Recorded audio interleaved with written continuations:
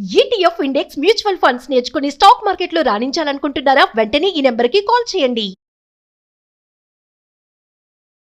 నమస్కారం, నేను మీ సంగీత. కూకట్పల్లిలోని సంగీత్ నగర్ లో 11 సంవత్సరాల సహస్ర అనే పాపని కత్తితో పొడిచి అతి దారుణంగా ఎవరో చంపేశారు అన్న వార్త నిన్న ఎంతో మందిని కలిచివేసింది. తల్లిదండ్రులు కూడా పనిలో ఉండగా ఈ విషయాన్ని తెలుసుకొని తల్లైతే రోదనతో ఇంటికి పరిగెత్తుకుంటూ రావడం జరిగింది.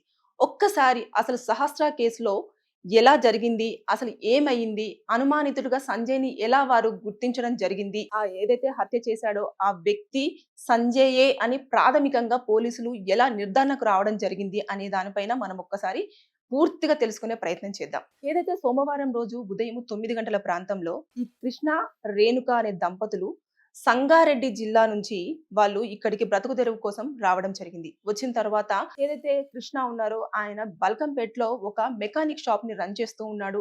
అదే విధంగా రేణుక ఒక ల్యాబ్ టెక్నీషియన్ గా తను విధులు నిర్వర్తిస్తూ ఉంది. వాళ్ళిద్దరికి కూడా ఒక పాప, బాబు. పాప పెద్దది, బాబు చిన్నవాడు.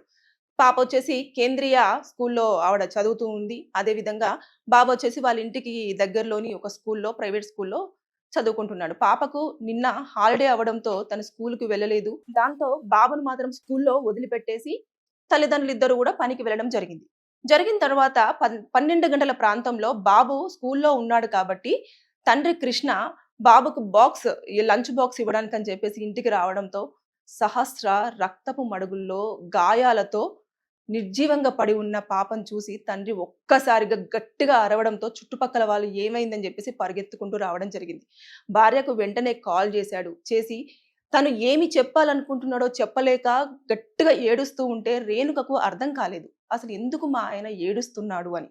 వెంటనే ఇమీడియట్ గా రేణుక ఫోన్ కాల్ కట్ చేసి ఇంటి దగ్గర ఉన్న వాళ్ళకి కాల్ చేయడం జరిగింది. చేసిన వెంటనే వాళ్ళు విషయాన్ని చెప్పడంతో రేణుక కన్నీరు మున్నీరవుతూ అక్కడి నుంచి వెళ్ళి పని చేస్తున్న ప్లేస్ నుంచి వెళ్ళి తొందరగా ఇంటికి రావడం జరిగింది. వచ్చిన తర్వాత ఏదైతే 100 డయల్ కి కాల్ చేయడం జరిగింది.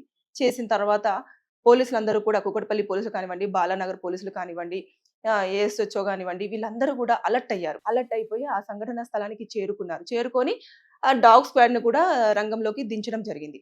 తర్వాత అక్కడ ఇంట్లో అంతా కూడా సామాన్లన్నీ చిందర వందరగా కూడా పడి ఉండడము, పాప ప్రతిఘటించినట్టుంది. అంటే కత్తితో దాడి చేస్తున్నప్పుడు, లేకపోతే ఆగంతకుడు వచ్చేసి ఆవిడని చంపాలన్న ప్రయత్నం చేస్తున్నప్పుడు అటు ఇటు పరిగెత్తుకుంటూ తన ప్రాణాలను రక్షించుకోవడం కోసం ఆ పాప ఎంత పెనుగులాడిందో అనేది అక్కడ సంఘటన చూస్తే మనకి అర్థమవుతూ ఉంటది. పోలీసులు అయితే ప్రాథమికంగా ఫస్ట్ ఏమనుకున్నారంటే ఎవరో అన్నోన్ పర్సన్ లోపలికి వచ్చి పాప ఒంటరిగా ఉంటుంది అని పసిగట్టి ఆవిడ మీద అఘాయిత్యం చేయడానికి వచ్చారు. కుదరని పక్షంలో కత్తితో దాడి చేసి చంపేసి ఉంటారేమో అని చెప్పేసి ముందుగా పోలీసులు అనుకోవడం జరిగింది.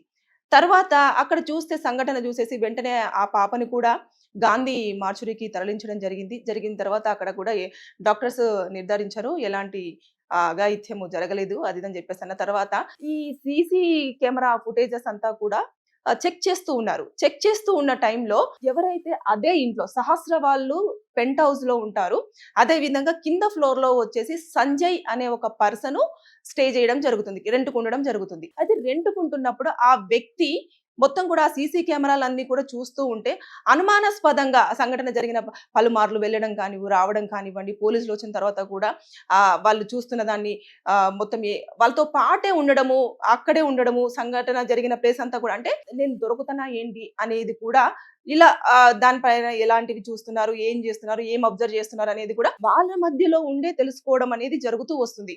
సీసీ కెమెరాలు చూసిన తర్వాత ఇతను ఎందుకో కొంచెం తేడాగా కనిపిస్తున్నాడు అని చెప్పేసి సంజయ్ని కొంచెం అనుమానంగా వారు పోలీసులు అదుపులోకి తీసుకోవడం జరిగింది. తీసుకొని ఎంక్వైరీ చేస్తుంటే అతను ఇంకా ఇప్పటి వరకు అయితే అతనే నిందితుడు అని చెప్పేసి పోలీసులు కూడా మనకి అనౌన్స్మెంట్ అయితే ఇవ్వలేదు. కాకపోతే సీసీ కెమెరా ఫుటేజ్ ఆధారంగా, అదే విధంగా అక్కడ జరిగిన ఇన్సిడెంట్ ఆధారంగా అయితే ఏదైతే సంజయ్ ఉన్నాడో సంజయ్ వాళ్ళ మిసెస్ కి ఆరోగ్యం బాగుండడం లేదు, మా భార్యకు ఎవరో బ్లాక్ మ్యాజిక్ చేశారు, అందువల్లనే ఆరోగ్యం పరిస్థితి ఇలా క్షీణిస్తూ వస్తుంది, దీనికి కారణం ఎవరైతే రేణుక కృష్ణ ఉన్నారో ఈ దంపతులే అలా చేశారు కాబట్టి నా భార్య ఆరోగ్యం రోజు రోజుకి క్షీణిస్తూ అనారోగ్యంతో బాధపడుతుంది అని చెప్పేసి ఆయననే ఓన్ గా క్రియేట్ చేసుకొని వీళ్ళని అనుమానించి వాళ్ళిద్దరూ కూడా లేని సమయంలో బాబుని స్కూల్లో డ్రాప్ చేసి వాళ్ళు పనికెళ్ళిన సమయంలో పాప ఏదైతే ఉంటుందో 10 నుంచి 12 గంటల ప్రాంతంలో ఉదయం పూట 10 AM టు 12 PM లోపు ఈ సంఘటన మొత్తం కూడా జరిగిపోయింది. అతను లోపలికి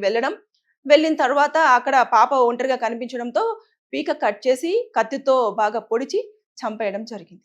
అంటే తల్లిదండ్రుల మీద కోపము, అసలు అతను నిజంగానే అక్కడ బ్లాక్ మ్యాజిక్ జరిగిందా లేదా అన్నది పక్కన పెట్టేస్తే, ఆయన ఒరిస్సా నుంచి వచ్చాడంట సంజయ్ వాళ్ళు. ఇదంతా కూడా పోలీసులు ప్రాథమికంగా మాత్రమే మనకి ఇస్తున్న ఇన్ఫర్మేషన్ గానీ ఇన్ఫర్మేషన్ అయితే కాదు. ఎందుకు అంటే పోలీసులు ఎలా నిర్ధారణకు రావడం జరిగింది అంటే కూడా ఏదైతే కిరాయికుంటున్నారో ఆ ఇంటి లోపలికి ఎవరు వచ్చినట్టు కానివ్వండి, వెళ్ళినట్టు కానివ్వండి, ఎక్కడా కూడా ఆ సంఘటన జరిగిన సమయానికి ముందు కానివ్వండి, అదే విధంగా సమయం జరిగిన తర్వాత ఒక 2 నుంచి 3 గంటల ప్రాంతంలో కానివ్వండి, అసలు ఎవరు లోపలికి వచ్చినట్టు కానివ్వండి, బయటికి వెళ్ళినట్టు కానివ్వండి, అసలు ఎక్కడ కూడా ఎవరు అనుమానాస్పదంగా కనిపించలేదు. కనిపించిందల్లా ఈ సంజయ్ మాత్రమే కనిపించాడు. అందువల్ల అతన్ని అదుపులోకి తీసేసుకొని ఇప్పుడైతే ప్రాథమికంగా విచారణ అనేది జరుగుతూ ఉంది. కానీ ఇక్కడ అర్థం కాని విషయం ఏంటనంటేను, ఆ పాప అభం శుభం తెలియని చిన్న పాప 11 సంవత్సరాలు. అంత కిరాతకంగా చంపాల్సినంత అవసరం ఏమొచ్చింది? ఏదైనా ఉంటే కూర్చొని మాట్లాడుకోవడము, లేదు అనుకుంటే తల్లిదండ్రుల మీద నాకిలా వీళ్ళు బ్లాక్ మ్యాజిక్ చేస్తున్నారేమో అని అనుమానంగా ఉంది.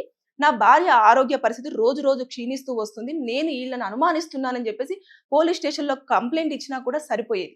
అలా కాకుండా అతను ఇమ్మీడియేట్‌గా వీళ్ళకి ఏదో ఒక నష్టం జరిగించాలని చెప్పేసి పాపని చంపేయడం జరిగింది. అంటే ఇంత దారుణంగా చిన్న పాపని చూడకుండా అసలు ఎలాంటి ఆ పాప ఎంత ప్రతిఘటించుంటుంది. అక్కడ విజువల్స్‌తో చూస్తూ ఉంటే మనకు తెలుస్తూ ఉంది. వస్తువులన్నీ చిందరవందరగా పడి ఉండడం కానివ్వండి, అంటే గట్టిగా అరిచినా కూడా కిందికి వినిపించలేనంత ఇదన్నట్టు. అంటే పెంట్ హౌస్‌లో పైన, అంటే పెంట్ హౌస్ అంటే అన్ని ఫ్లోర్స్ తర్వాత లాస్ట్‌లో ఉంటుంది కదా! అక్కడి నుంచెల్లి అరుస్తూ ఉంటే ఆ చిన్న పాప గొంతు కూడా కింది దాకా వినిపించే అవకాశం కూడా చాలా తక్కువగానే ఉంటుంది. అంటే ఆమె తన ప్రాణాలు కాపాడుకోవడం కోసము ఎంత ప్రతిఘటించుంటుంది ఆ చిన్న పాప. అంటే ఆ వ్యక్తి యొక్క బలానికి తట్టుకోలేక చివరికి బలైపోవడం జరిగింది. ఎంతమంది తల్లిదండ్రుల ఆవేదన, ఎంతమందిని కన్నీరు పెట్టించుంటుంది ఈ సంఘటన. అంటే చూస్తుంటే దారుణం. పిల్లల్ని ఎప్పుడైనా సరే ఇళ్లల్లో ఒంటరిగా వదిలేసి వెళ్ళకండి. మీకు పనున్నా సరే, ఒకవేళ పిల్లలకు హాలిడే ఉంటే ఖచ్చితంగా మీ వెంట తీసుకువెళ్ళండి.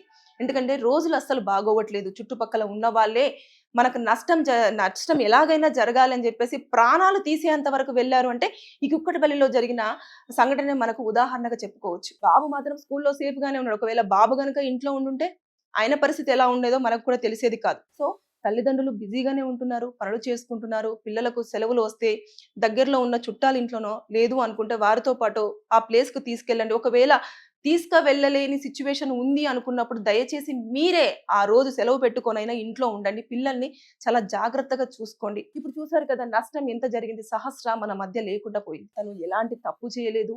అసలు విషయం ఏంటో తెలీదు. ఎందుకు అతను లోపలికొచ్చాడో తెలీదు. ఎందుకు చంపాడన్న విషయం కూడా చనిపోయిన చిన్నారికి తెలియదు. ఇంత దారుణమైన సిచ్యువేషన్. సో జాగ్రత్త. పిల్లల్ని చూసుకునే విషయంలో ప్రతి తల్లిదండ్రులు కూడా చాలా జాగ్రత్తగా ఉండాలని చెప్పేసి నేను కోరుకుంటున్నాను. Thank you.